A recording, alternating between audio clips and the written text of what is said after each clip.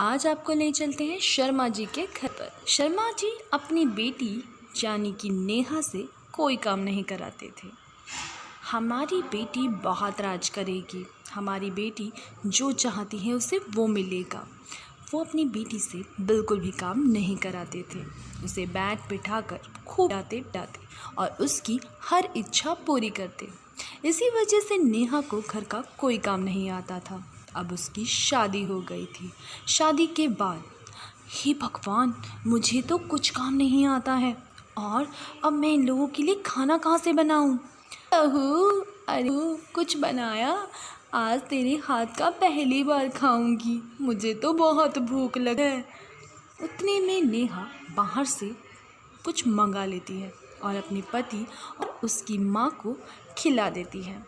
और ऐसे ही समय बीतता रहा।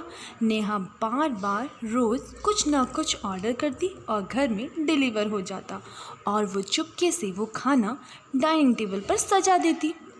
ऐसा करते नेहा अपने पति और अपनी सास को खूब खाना खिला चुकी थी, जो कि बाहर का था।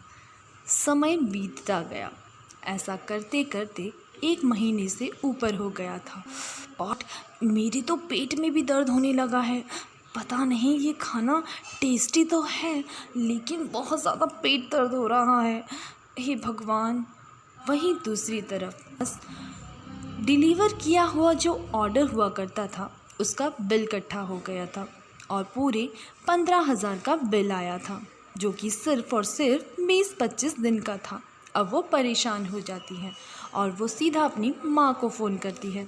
माँ, ये क्या हो गया?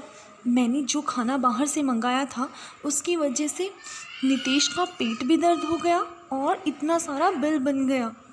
पूरे 15-16 हज़ार का बिल बना है माँ। अब मैं क्या करूँ? मुझे कुछ समझ नहीं आ रहा है।